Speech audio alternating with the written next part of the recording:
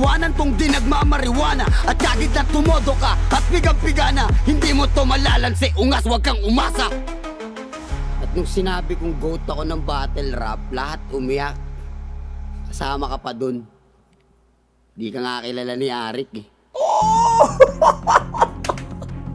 Motherfucker! Young one! Oh, hindi ka daw kilala ni Arik, Hambog. Ano yan? Hintayin natin yung disbak ni Kuya Hambog. Labanan pa kaya? Damn! Basta sabihin ng iba, hindi mo kaya. Maniniwala din sila, huwag kang magduda. Yo, check mga kanoknok, paputok. Anong putok na balita sa inyo? Putok na balita sa akin. For today's video mga tol, gagawa na natin ng reaction video itong disc back ni Kuya Yangwan na inilabas pala kahapon. At kaya ako din hindi nagawan to mga tol kasi nasa Tagaytay ako kahapon. But this time mga tol, solo track ang magagawa natin dahil wala pa daw disc back si Kuya Hambog. So, big shoutout kay Kuya Yangwan. Siyempre, once again, tayong mga nakikinig, i-appreciate natin yung mga bawat pag nila. At kapag nagustuhan, okay, magsabi. Kapag hindi, magsabi. Okay, so this time mga tol, Born to Kill, X ka na kaibigan, Dis 2.0, Hambog, Prod, Soro, Tenshi. Ewan ko kung tayo yung basa ko pero yun yung pagkakan. Pasensya na, medyo malat tayo Mamaya pala, mayroon din kaming gig dun sa may El Sol. Ayan, kasi El Sol. O, sige, tuloy tayo mga tol. Enjoy lang. Pinayuhan mo pala ako, pero rumibat ka.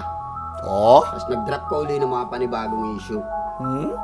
Okay, dun tayo sa point na rapper sa rapper. Yun! Eto mga tol kung mapapansin nyo, nagbibigay ng specific point na dito si Yangwan dahil nga ang gusto niya, doon na tayo sa rapper. Hindi na doon sa kung ano yung achievement na narating mo or kung ano yung napundar mo. Kasi parang ang nangyayari kasi, doon sa disc back ni Hambog, parang nagpe-flex siya ng mga bagay-bagay na wala si Yangwan. But this time, nagre-request dito. I think parang ano to pinapapasok ka sa bitag ni Yangwan. Okay, Hambog pumasok ka dito, rapper sa rapper. Yun yung gusto niya mangyari. Ewan ko kung papalaga ni Hambog sa rapper.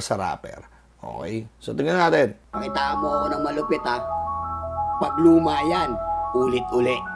Okay? Hindi basta ka binalahan na kita, kundi tanggap na makitid mong utak, tangin na mo kahalos ang layo ng agwat, pero kita yung bumaba mo ka, nagkakabul ka pre, huwag ka magpapakalata. Ito Ano yung hinahabol kaya dito ni Hambog, no?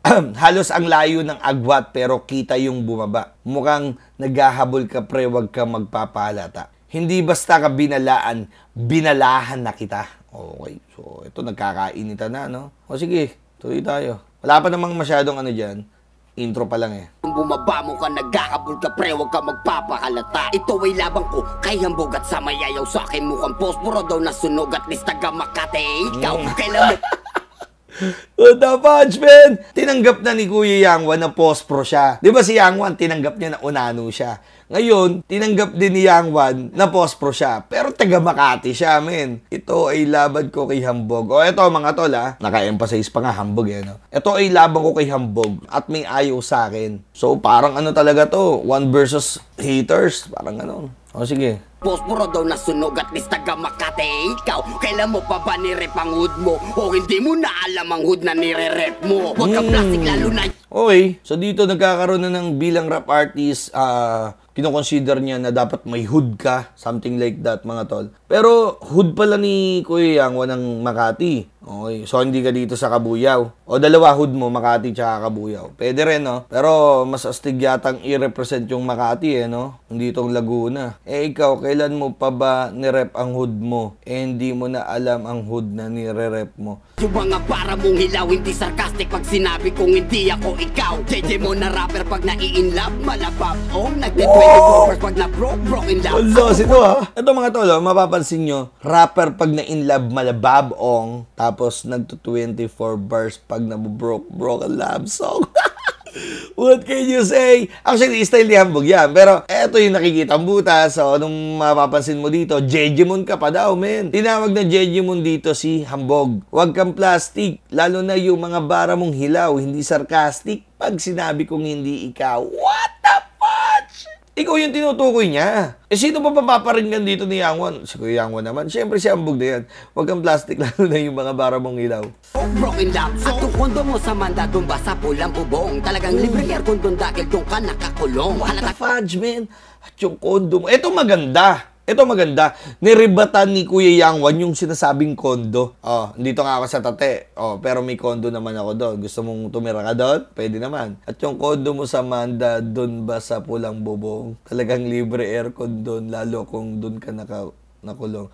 Eto mga tol, we're talking about dun sa Mandaluyong na pulang bubong na mental hospital o syempre kulungan or mga pinag-i-stay ng mga taong loko-loko or may problema sa pag-iisip. May kondo ka nga pero doon ka naman nakatira. Kuya Amba, ginawa ka loko-loko! Patay tayo dyan! Talagang libre aircon doon, lalo kung doon ka nakakulong. At naman, ginawa loko-loko dito si Ambog. Halata. Ka nakakulong. Halatang hilig mo ang maglaro lalo kapag lubog. Halatang hilig mo ang maglaro lalo kapag lubog. Oh, sige. Halatang hilig mo ang maglaro lalo kapag lubog. Di ka na makakahirit lalo pa kung ngakambog-ambog. Kahit na magkainitan, hindi makakapasok tong ungas. Naningas ko na lang kahit na magkagipitan. Big props talaga kay Yang Wan when it comes sa estilo niyang ganto, no? Actually, madami talagang, ewan ko, parang hindi natitripan yung gantong style. Pero ano siya eh, for me parang fit na fit siya sa Donggalo Records. Yung gantong style, lalo na yung voice na meron siya. Tsaka ano, mga tol, normal voice niya yan, ha? Yung parang medyo husky din, no? Parang ako husky! Joke lang. O, tuloy tayo. Kakambog-ambog, kahit na magkainitan, hindi makakapasok tong ungas. Naningas ko na lang kahit na magkagipitan. Ito, kahit na magkainitan, hindi makakapasok tong ungas. Ningas kugon. O, sa simula lang, mga tolo, namamatay agad yung apoy. So, hindi ka nga makakapasok, no? Magkakaapoy, mamatay. Hindi aabot tong unalo na sa akin na pag-iwanan. Wala nang tulis at yung rhyming mo. Paulit-ulit na pag-iwanan. Kahit na magkagipitan, hindi aabot tong unano na sa akin ay napag-iwanan. Okay? So, yun pa rin. Unano verse pa rin. Hindi aabot tong unano na sa akin na pag-iwanan. Wala nang tulis at yung rhyming mo. Paulit-ulit chip. Parang ang chip mo mag-spit. Di na explicit ko. Ooh, what the fudge, man? Ang tindi nito. Natripan ko yung style dito, ha. Wala nang tulis at yung rhyming mo paulit-ulit chip. Parang ang chip mo nang mag-spit. Di na explicit. What the fudge, man? Damn, what? Namiss ko mag-bemot, no? Actually, madalang tayo mag-bemot na, pero bemot para sa akin to. Chip, parang chip mo nang spit. Di na explicit. Maganda. May point yan sa akin.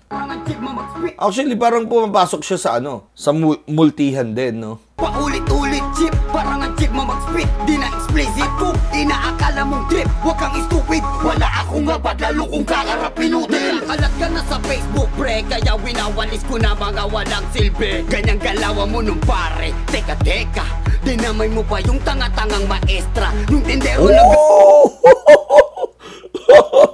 Tanga-tangang maestra, dinamay mo pa. So, Ate Minchi, nagdamay ka dito. Magkakainitan din dito kay Ate Minchi. Aba, hindi biro yung babae yon. Search nyo SMS. May collaboration sila ni Sparrow, Minchi, tsaka si Six Threat. Yan. Pero ang sa uludo kong verse doon, yung kay Six Threat, bali-balita. Dito arabas gone, nasa hindi nga, pare hindi nga. Ganun. Pakinggan nyo na lang. Once na dinami mo yung, nilagay mo sa mga verse yung, like for example, yung tanga-tangang maestra. So, hindi man specific, pero kung alam mong ikaw naman yung tumira, ibig sabihin, pinapapasok ka na sa pintuan ng this game. O, welcome ka na dito, pasok ka na, makigulo ka na, di ba? O, tingnan natin. Ganyang galawan mo nung pare, teka, dinamay mo ba yung tanga-tangang maestra? Nung tindero na galit kahit ngawit na ngawit si pare, matawid lang ang eksena. At di ako yung tulad mo na desperadong rapper na basta lang mga-hate lang masaya na ka. Okay, actually, eto mga tol, may nag-comment sa akin na, di ba, nag-reaction video nga ako, ano nga bang pinagmulan? May nag-comment sa akin doon, na-triggered si Hambog sa status na even si Glock na hinahamon na ni Yang Wan. Parang ganon, sa battle rap. So, I think, bukod sa nasusubaybayan na ni Hambog yung mga ganong sitwasyon, dun siguro napuno yung baso niya na nakakagigil na tong kulot na to ha, parang gusto ko ng patulan to ha. So, kaya ganun yung nangyari. May reason si Hambog. Pero to, syempre, di ako yung tulad mo na desperado. So, ikinukonsider ni Yang Wan na desperadong galawan yung ginagawa mong i-hate mo ako. Lalo na freestyle champ, di ba? Philippine Rap Olympic, di ba? Sa Donggalo Records. So, parang kung patulan mo ako sa Donggalo World, no? May ano ako, may puntos ako para sa kapatiran. Pero, ganun pa man, hindi man maituring si Yang Wan sa buong aspeto ng what do you call this? Dito sa rap world, sa Donggalo world, champion yun eh. Di siyempre may puntos yun. Parang ganon. Muna totohanin yung sa face to face na acapella battle ng tuluyang kita mapura. Oh, ito na. Eh, hindi ko lang kung possible mangyari to. Eh, siyempre, alam, umuwi pa to si Hambog. Pero kung talagang gigil ka, Hambog, makakauwi ka kaya dito para lang sa face to face? Acapella battle to, ha? Kita mapura, huwag pala yung tawag sa akin ni Bantam. Paliwasa pang bata, kaya ka papapam. Matamit balinam. Old pala yung tawag sa akin ni Bantam. Na parang si ni Bantam. Correct me if I'm wrong, Mr. Kulipek Hansa. Oh, ito mga tol, I just want to emphasize this. Matamis malilam ng parang sipa ni Van Damme. So, search nyo na lang si Van Damme. Yan yung parang tawag dito, international artist na nag-i-split. Basta yun yung nag-i-split. So, more on kick style or martial arts yung gamit niya. So, kaya siya gumamit ng ganyan. Tapos, correct me if I'm wrong. Mr. Full Effects Handsome, na kung saan kilala nga si Kuya Hambog sa more, or sabihin natin parang sinasabi nilang OA na maglagay ng mga effects kapag gumagawa ng mga track. So, Mr. Full Effects Handsome. Okay. Binutas din ni Yang Wan yun, no? Pero don't get me wrong, Kuya Yang Wan, yung pam-pam talaga, parang ang cringe sa akin yan pagka naririnig ko eh. Lalo na yung mga churbalu, pam-pam. Pero may mga gumagamit kasi niyan eh. Basta yung mga pam-pam, chorbalu, epal, parang medyo cringe sa akin. Pero syempre, kung dan mo mararime yung bantam sa pam-pam, gamitin natin sa Van Damme, Handsome. Woo! Lupet, no? Tuloy. Kulipek Hansa. Ngayon ikay parang inangkang lang ni Gandam. Huwag mo akong angasan kundi kalakasan. At yung sasagot ka, huwag yung estilo mong bulok. Lalong di mo kinakul yung letrahan mong pambarok. Kahit magmulti ka pa dyan, pare ng sunod-sunod. Narinig na namin lakat sa'yo yan, huwag kang balo. Oh, ito mga tol. Pinapapasok ni Kuya Yang Wan si Hambog sa ibang way. Kasi gas-gas na daw yung estilong ganyan eh. More on multi. Appreciated ka na dyan. Pero kaya mo bang pumasok sa mundong gusto kong galawan mo? Parang ganon. Pero para sa akin, it's a trap to, Hambog. Pumasok ka ba o hindi? Trap to trap. May mga ganyan kasi mga disbakan. Pag pumasok ka dyan, papalag ba ako dito? Hindi, pinapapasok ko eh. Pag pumasok dito, mahina daw ako. Di papasok ka, pagpasok mo, kalkal ka na, parang ganun. Pero malaman din natin, hintayin natin yung disback ni Kuya Hambog. Baro, kahit magmulti ka pa dyan, pare ng sunod-sunod. Narinig na namin lakat sa'yo yan, huwag kang banong. Pakitaan mo ng bago ang mga tao. O, diba? Bagong tunog, bagong tugma ng maiba ko. Bagong tunog, bagong tugma ng maiba ko. Kasi nga, di ba sinasabi ko, nung nag-reaction video ako dun sa kay Kuya Hambog. Gusto ko rin matuto ng ganon. Yung per vowels naka-multi. Diba? Yung parang na, ta, da. So, gusto ko rin matutunan yun. Pero, gas-gas na kay Hambog yun. Siyempre, matagal niyang ginagamit niya yun. Estilo at armas niya yun. Pero, gusto lang pumasok talaga ni Yang Wan si Hambog sa estilong hinahamon niya. Bagong tunog, bagong tugma ng maiba ko. Pero kung talagang di ka na nga makakabango, reta na libiya itong nasa loob na kabango. Patay ka na daw, tol. Rekta na libingan tong nasa loob ng kabaong. Nilagay ka na sa kabaong, men. What the fudge, man? Di ka na nga makakabango, reta na libiya itong nasa loob na kabango. Nagkalang na, Mr. J. Vincent de Guzman. Oy, nagbanggit ng buong pangalan. Demandahan na to. Pero kung talagang di ka na nga makakabango, Kapitan na Libiya, itong nasa loob ng kabahay. Nagkalang na, Mr. J. Vincent de Guzman, at lalong-lalo na sa lahat ng nakikialam. Gantong eksena matagal ko na itong nasaksihan. Hindi nyo na ako magugoyo, pari modus nyo yan. Eto boss pa lang, pero giba ka. Sabog kong iiwanan tong di nagmamariwana. At kagit na Wow! Sabog kong iiwanan tong di nagmamariwana. Eto mga tol, marahil parang napakasimple lang kung papakinggan. Pero ang ganda kasi ng thoughts na parang sabog, di ba? Sabog, pag nagmariwana ka kasi sabog ka. Pero siya sabog, siguro, literal na, basta parang mga something na sabog ang muka, sabog ang karir mo sa akin, iwanan tong di nagmamariwana. Maganda. Iwanan tong di nagmamariwana. At kagit na tumodo ka at pigang-pigana. Hindi mo to malalansi, ungas, wag kang umasa. At nung sinabi kong goat ako ng battle rap, lahat umiyak. Kasama ka pa dun. Di ka nga kilala ni Arik eh. Oh! Motherfucker! Young one! Oh, hindi ka daw kilala ni Ari Hambog. Ano yan? Hintayin natin yung disbak ni Kuya Hambog. Labanan pa kaya? Uy, eto hindi biro yung sulat niya dito.